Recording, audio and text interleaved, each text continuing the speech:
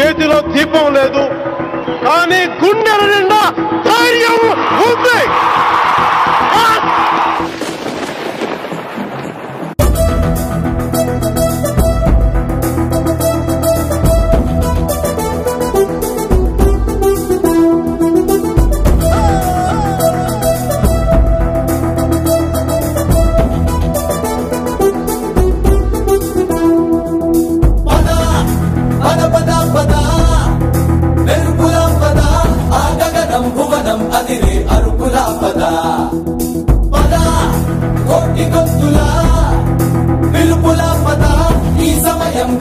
మలిచే మలుపుల పద ధర్మం కోరే సత్యాగ్రహమై పదులుగా పద సంక్షేమం కూర్చే సేవా గుణమై అదనుగా పద ఏ పిడుగుకు బెదరని సాహస యోధుడివై పద తెరమరుగులో నిలవని వేకువ సూర్యుడివై పద ఏ చెంగు కొంకు లేని జన సైనికుడై పద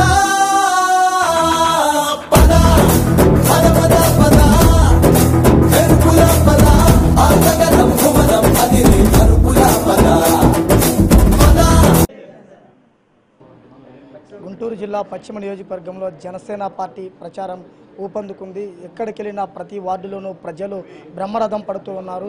ప్రస్తుతం మనతో గుంటూరు జనసేన పార్టీ నాయకులు సోడేకర్ గారు వారిని అడిగి జనసేన పార్టీ సిద్ధాంతాలకు ప్రజల్లో ఏ విధంగా స్పందన వస్తుందో ఒకసారి అడిగి తెలుసుకున్న ప్రయత్నం చేద్దాం. సార్, జనసేన పార్టీ సిద్ధాంతాలు మేనిఫెస్టోకు ప్రజల్లో ఎటువంటి స్పందన వస్తుంది? మన జనసేన కూర్పు చూస్తే సార్, ఈ అంత ముందుగా యువరక్తం ఉంది మనకి. ఈ యువరక్తాన్ని నడుపుతున్న నాయకులు మన అధ్యక్షులు పవన్ కళ్యాణ్ గారి యువకులు. వారు ఎంచుకున్న ఒక్కొక్క నాయకుడు, మన తోట చంద్రశేఖర్ గారు ఒక అత్యున్నత పొజిషన్లో ఉన్న ఐఏఎస్ ఆఫీసర్గా ఉండి మన రాజకీయాల్లోకి వచ్చి ఆయన బాంబే లాంటి పట్టణాన్ని పునర్నిర్మాణం లేకపోతే దాన్ని అభివృద్ధి చేసి ఇప్పుడు మన గుంటూరు పట్టణానికి వచ్చి చేయటం కానీ, లేకపోతే స్పీకర్గా చేసిన నాదెండ్ల మనోహర్ గారు కానీ, ఇలాంటి వాళ్ళందరితోటి కూర్పు ఏర్పాటు చేసి ఒక టీం ఏర్పాటు చేసి మనకి అందించారు. ఇది ఒక అతిపెద్ద గిఫ్ట్ మనకి స్టేట్కి. దీన్ని చూసి యువకులు ఇప్పుడు రూతులు ఊగుతున్నారు సార్ జనసేన వైపు. ముఖ్యంగా గుంటూరు పట్టణం కానీ తీసుకుంటే మనం గుంటూరు పట్టణంలో అసలు అభివృద్ధి అనేది లేదు ఇప్పటిదాకా. ఏదో ఇది ఒకప్పుడు మన పొలిటికల్ క్యాపిటల్ అనేవాళ్ళు గుంటూరుని. 4 ముఖ్యమంత్రులు గుంటూరు జిల్లా నుంచి చేశారు. కానీ గుంటూరు జిల్లాలో ఏముందండి? ఏమీ లేదు. ఇక్కడ నుంచి యువతంతా బయట ఉద్యోగాల కోసం అందరూ మైగ్రేట్ వెళ్ళిపోతున్న సందర్భంలో ఇప్పుడు మన జనసేన అధినేత గారు మనకి తోట చంద్రశేఖర్ గారి రూపంలో ఇక్కడ ఒక అదృష్టాన్ని ముందుకు తీసుకొస్తున్నారు. దీన్ని అదృష్టాన్ని పొందటం ఇప్పుడు మన గుంటూరు వెస్ట్ బాధ్యత. దీన్ని తోట చంద్రశేఖర్ గారిని మనం గెలిపించుకొని ఆయన ఏదైతే ప్రపోజ్ చేస్తున్నారో ఇక్కడ అభివృద్ధి కార్యక్రమాలు అవన్నీ కూడా మనం పొంది మన గుంటూరు యువతని అభివృద్ధి పదంలో బాగా ఎత్తుకి జీవితంలో ఎదిగేలాగా చేయాల్సిన బాధ్యత మనదండి. అంటే ప్రత్యర్థి పార్టీలు కార్పొరేట్ వ్యవస్థలో ఉండేవాళ్ళు, అదేవిధంగా రాజకీయంగా పండిన వాళ్ళు ఉన్నారు. జనసేన పార్టీ కొత్తగా వచ్చింది, కొత్త నాయకులు, వాళ్ళని ఎదుర్కోవడానికి ఎటువంటి వ్యూహాలు సిద్ధం చేస్తున్నారు?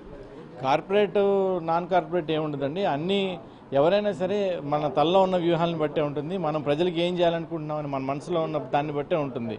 ఇప్పుడు చంద్రబాబు నాయుడు గారు ఒక పార్టీ నుంచి వచ్చి తెలుగుదేశంలో చేరి ఎంతైతే డెవలప్ చేశారో ఆ తర్వాత అవి పోయినాయి. మరి కార్పొరేట్ అంతా తీసుకొచ్చి ఆంధ్రాకి పరిచయం చేసింది చంద్రబాబు నాయుడు గారే. ఇప్పుడు ఆ కార్పొరేట్ అంతా మనకి అమరావతిలో రావట్లేదే, అమరావతిలో వాళ్ళ హెరిటేజ్ ఆఫీస్ రాలేదే, అమరావతిలో వాళ్ళ తెలుగుదేశానికి సంబంధించిన పెద్ద పెద్ద నాయకులు ఉన్నారు, వాళ్ళ ఏ కంపెనీ మన దగ్గరికి రాలేదే, ఎందుకు తీసుకురాలేదు? మనం ఎదురు చూస్తున్నాం ఉద్యోగాల కోసం. ఇక్కడ అమరావతిలో ఏవేవో కంపెనీలు వచ్చినాయి, సింగపూర్ వస్తుంది, అది వచ్చింది, కియా వచ్చింది, ఇది వచ్చింది అన్నారు. కానీ తెలుగుదేశంలో ఉన్న పెద్ద పెద్ద కార్పొరేట్ కంపెనీలు పొందిన నాయకులు ఎవరైతే ఉన్నారో, పేర్లు ఎందుకు చెప్పడం అందరూ తెలిసిన విషయం కాబట్టి, వాళ్ళు ఎవరన్నా ఇక్కడికి ఒక కంపెనీ తెచ్చారా? మనకి తేలేదు కదా. మరి ఇప్పుడు చంద్రశేఖర్ గారు ఇక్కడ అభివృద్ధి చేస్తానంటే ఎందుకు ఆకాంక్షించట్లేదు? మనకు కావాలి కదా, ఉద్యోగాలే కదా కావాల్సిన యువతకి. మరి ఇప్పుడు తెస్తే ఇక్కడ తప్పేంటి? సింగపూర్ నుంచి ఒక కంపెనీ వస్తే అది కార్పొరేట్ కదా, అది కార్పొరేషనే ఉంటుంది కదా, ఎందుకు కాకూడదు? కార్పొరేట్ కావాలి, ఆ భావాలు మనకి రావాలి, దానిలో పనిచేయడం నేర్చుకోవాలి. నేను కూడా ఒక కార్పొరేట్ కంపెనీలో పనిచేసి వచ్చాను. అందులో పనిచేస్తే మళ్ళీ ఎంత మార్పు వస్తుందో, ఎంత ఎదుగుదల వస్తుందో నాకు పర్సనల్గా తెలుసు. కార్పొరేట్ కంపెనీలు రావాలి, అభివృద్ధి జరగాలి, అందరూ అభివృద్ధి చెందాలి, ఆర్థికంగా అభివృద్ధి చెందాలి, సామాజిక పరంగా కూడా అభివృద్ధి చెందాలండి. ఎప్పుడైతే మనం ఆర్థికంగా అభివృద్ధి చెందామో మన మధ్యలో ఉన్న పరపచ్చాలన్నీ పోయి అందరం ఒకటి అవుతాం. ఇది జనసేన పార్టీ కార్యకర్తలకు, అభిమానులకు ఎన్నికలకు ఏ విధంగా సిద్ధం కావాలని పిలుపునిస్తారు? ఒకటేనండి, 1,00,000 కోట్ల రూపాయలు దోచుకున్నారని ఒక నాయకుడిని ఇంకో నాయకుడు విమర్శిస్తాడు, 6 లక్షల కోట్లు దోచుకున్నామని ఇంకో నాయకుడిని విమర్శిస్తారు. వీళ్ళిద్దరి మధ్య ఇప్పుడు నలిగిపోయి ఉన్నది ఆంధ్రప్రదేశ్. దీన్ని రక్షించడం కోసం యువతను ముందుకు రమ్మని చెప్తుంది జనసేన. జనం కోసం వచ్చిన జనసేన.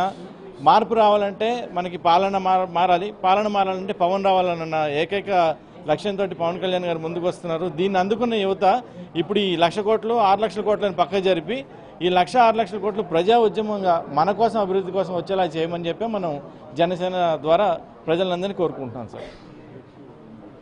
పేద ప్రజల సమస్యల పరిష్కారానికి ఏకైక మార్గం జనసేన పార్టీ అధికారంలోకి వస్తేనే ప్రజా సమస్యల పరిష్కారం అవుతాయి. పవన్ రావాలి, పాలన మాలారని యువతంతా ముందుకు రావాలి. రానున్న ఎన్నికల్లో గాజు గ్లాసు గుర్తుపై ఓటేసి అత్యధిక మెజార్టీతో జనసేన పార్టీని గెలిపించాలని పిలుపునివ్వడం జరిగింది. కెమెరా పర్సన్ సువర్ణబాబుతో శ్రీనివాస్, 99 టీవీ, గుంటూరు నుంచి. For more updates, please subscribe 99 TV Telugu.